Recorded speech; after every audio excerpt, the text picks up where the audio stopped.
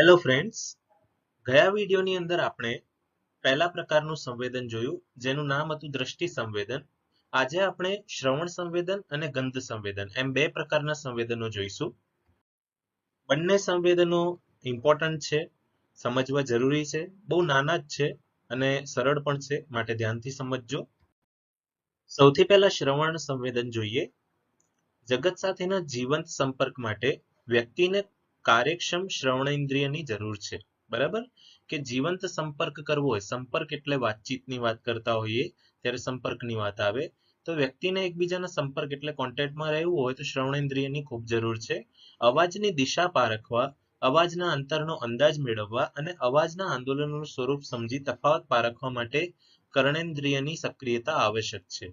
અવાજને લગતે કોઈ પણ વસ્તુ છે, બરાબર, અવાજ પારખવો છે, અવાજ સમજવો છે, અવાજ સાંભળવો છે, તો એના માટે કર્ણેન્દ્રિયની સક્રિયતા આવશ્યક છે. કર્ણેન્દ્રિય સક્રિય હોવું જોઈએ. સામાન્ય રીતે મનુષ્ય 20 થી 20,000 CPS એટલે સાયકલ પર સેકન્ડ હર્ટ્ઝ સુધીની કંપન સંખ્યા રજૂ કરતો ધ્વનિ સાંભળી શકે છે. તેનાથી ઓછો કે વધારે કંપનવાળો અવાજ સાંભળી શકતો નથી. એટલે આ મનુષ્યની લિમિટ છે કે 20 થી 20,000 CPS હર્ટ્ઝ સુધીનું જ જે કંપન હોય છે સાંભળી શકે, એ જ ધ્વનિ સાંભળી શકે. બીજો કોઈ પણ એનાથી વધારે એટલે 20 થી ઓછું અને 20,000 થી વધારે કંપનવાળો અવાજ સાંભળી શકતો નથી. શ્રવણ સંવેદન માટે આવશ્યક એવા કાનની રચના સમજવા માટે તેને નીચેના 3 વિભાગમાં વહેંચી શકાય. બરાબર, એમાં પહેલું વિભાગ છે બાહ્યકર્ણ, જેમાં કાનની બૂટ એટલે કર્ણપાલી. યાદ રાખજો, કાનની બૂટને કર્ણપાલી કહેવાય.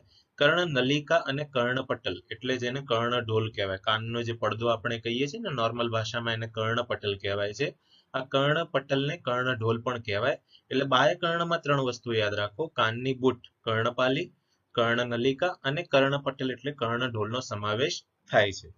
ત્યારબાદ મધ્યકર્ણ, જેમાં હથોડી, એરણ અને પેગડું જેવો આકાર ધરાવતા પરસ્પર જોડાયેલા 3 હાડકાઓ તથા યુસ્ટેકિયન નલિકા જેવો બીજો છેડો ગળામાં ખુલે છે તેનો સમાવેશ થાય છે. યાદ રાખજો મધ્યકર્ણમાં કઈ કઈ વસ્તુ છે, આ બહુ ઇમ્પોર્ટન્ટ છે. હથોડી, એરણ અને પેગડું જેવા આકાર ધરાવતા પરસ્પર જોડાયેલા 3 હાડકાઓ. બરાબર, આ 3 હાડકાઓ છે. અને બીજી કઈ નલિકા છે તો યુસ્ટેકિયન નલિકા, જે ગળામાં ખુલે છે. તમને ખ્યાલ હશે કે ક્યારે પણ શરદી થાય, બરાબર, તો તમને કોઈ નાકની પ્રોબ્લેમ હોય તો તમારે કાનમાં બી એવું ફીલ થતું હોય છે, તો એ યુસ્ટેકિયન નલિકાને લીધે એવું થાય છે. ત્યારબાદ ત્રીજો ભાગ છે આંતરકર્ણ. તેના મુખ્ય 3 ભાગ છે: મધ્ય ભાગ, શંખાકૃતિ કે કર્ણશંખ અને અર્ધવર્તુળાકાર કર્ણવલય. એટલે આ 3 ભાગ યાદ રાખો: મધ્ય ભાગ, શંખાકૃતિ કે કર્ણશંખ અને અર્ધવર્તુળાકાર કર્ણવલયો.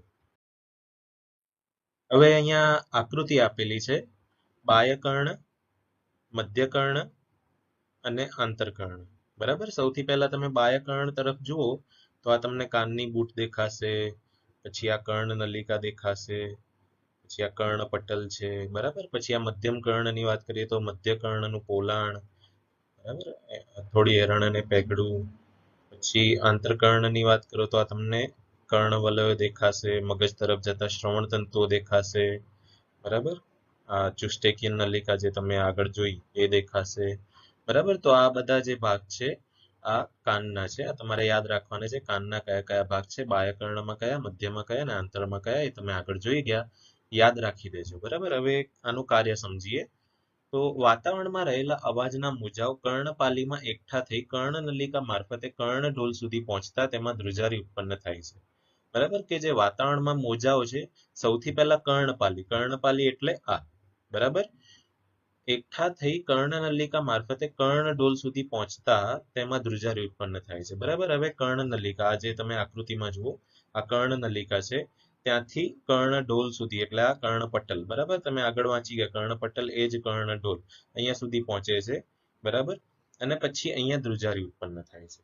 બરાબર, યાદ રાખજો, સૌથી પહેલા કર્ણધ્વાલી અથવા એવું કહી શકો કે કર્ણપાલી દ્વારા જે મોજાઓ છે એ એકઠા થઈ એ કર્ણનલિકામાં જાય છે અને પછી ત્યાં કર્ણઢોલ સુધી પહોંચતા તેમાં ધ્રુજારી ઉત્પન્ન કરે છે. બીજું સ્ટેપ જુઓ: જેને પરિણામે કર્ણઢોલ સાથે સંકળાયેલા મધ્ય કર્ણના 3 હાડકાઓ, બરાબર, એટલે આ જે તમે અહીંયા આકૃતિમાં રેડ લાઈન જોઈ રહ્યા છો ત્યાં, બરાબર, આ 3 હાડકાઓ એટલે હથોડીએ રણને પકડ્યું એમાં કંપન પેદા થાય છે, જે ધ્વનિ તરંગોનું અસ્થિ તરંગોમાં રૂપાંતર કરે છે. યાદ રાખજો, ધ્વનિ તરંગોનું અસ્થિ તરંગોમાં રૂપાંતર કરે છે. આ અસ્થિ તરંગો આંતરકર્ણમાં પહોંચતા પ્રવાહી તરંગમાં પરિવર્તિત થાય છે. બરાબર. હવે આ જે અસ્થિ તરંગો છે એ આંતરકર્ણ એટલે કર્ણવલય દ્વારા આંતરકર્ણમાં પહોંચે છે અને ત્યાં શું થાય છે, પ્રવાહી તરંગમાં પરિવર્તિત થાય છે. આ તરંગોની શંખાકૃતિ કે કર્ણવલયમાં આવેલા પ્રવાહીને ઉત્તેજે છે.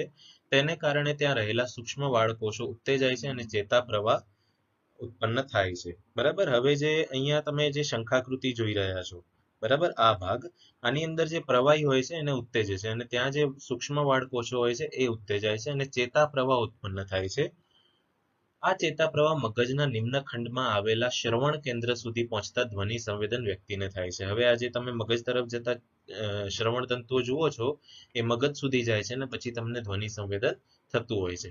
બરાબર. આ મેં તમને સમજાવવાનો બેસ્ટ પ્રયત્ન કર્યો છે આકૃતિ દ્વારા. આઈ હોપ તમને ખબર પડી હશે. એટલે આ કાનનું કાર્ય છે. તમારે કાનની જ્યારે ટૂંક નોંધ પૂછાય ત્યારે તમારે એના ભાગ પણ લખવાના છે, એના વિશે પણ લખવાનું છે અને એનું કાર્ય પણ લખવાનું છે. આ આખી કાનની ટૂંક નોંધ થઈ. બરાબર. હવે આપણે ગંધ સંવેદન તરફ જઈએ. તો હવે ગંધ સંવેદન જોઈએ. બાહ્ય વાતાવરણમાં રહેલા વિવિધ રાસાયણિક ઉદ્દીપકોમાંથી ઉત્પન્ન થતી ગંધ કે સુગંધનું સંવેદન ઘ્રાણેન્દ્રિય એટલે નાક દ્વારા થાય છે. બરાબર. કે જે બાહ્ય વાતાવરણની વાત કરીએ, આપણી આજુબાજુ કોઈ પણ સ્મેલ વાળી વસ્તુ હોય એટલે રાસાયણિક ઉદ્દીપક હોય અને જે આપણે સૂંઘીએ છીએ તો એ સૂંઘવાનું કામ ઘ્રાણેન્દ્રિય એટલે નાક દ્વારા થતું હોય છે. બરાબર. નાકમાં આવેલી બે સાંકડી નળીઓમાં રહેલા ઘ્રાણ તંતુઓના ઉત્તેજનથી ઉત્પન્ન થયેલો ચેતા પ્રવાહ મોટા મગજના મસ્તિષ્ક શાલના મૂળ સુધી પહોંચતા વ્યક્તિને ગંધ સંવેદન અનુભવાય છે. યાદ રાખજો, જે બે સાંકડી નળીઓ છે એમાં રહેલા ઘ્રાણ તંતુઓ, બરાબર, નાના નાના તંતુઓ હોય અને ઘ્રાણ તંતુઓ કહેવાય. એના ઉત્તેજનથી ઉત્પન્ન થયેલો ચેતા પ્રવાહ, હવે એમાંથી એ તંતુઓમાંથી ચેતા પ્રવાહ ઉત્પન્ન થાય અને એ મોટા મગજના મસ્તિષ્ક શાલના મૂળ સુધી પહોંચે છે. આ 3 સ્ટેપ યાદ રાખો. પહેલા તો બે સાંકડી નળીઓ, એની અંદર જે ઘ્રાણ તંતુઓ છે એ એની અંદર ઉત્તેજન ઉત્પન્ન થાય છે અને એ ઉત્તેજનમાંથી જે ચેતા પ્રવાહ નીકળે છે મોટા મગજના મસ્તિષ્ક શાલ સુધીના એટલે ત્યાં સુધીના મૂળ સુધી પહોંચતા વ્યક્તિને ગંધ સંવેદન અનુભવાય છે. રાસાયણિક પદાર્થોમાંથી ઉત્પન્ન થતા ગંધ સંવેદનના અનુભવની બાબતમાં વ્યક્તિગત ભિન્નતા જોવા મળે છે. બરાબર. કે કોઈ પણ પ્રકારની સ્મેલ હોય તો મોટાભાગે એવું થતું હોય છે કે કોઈ કેમિકલની સ્મેલ અમને ગમતી હોય તો કોઈ બીજી વ્યક્તિને ન પણ ગમતી હોય.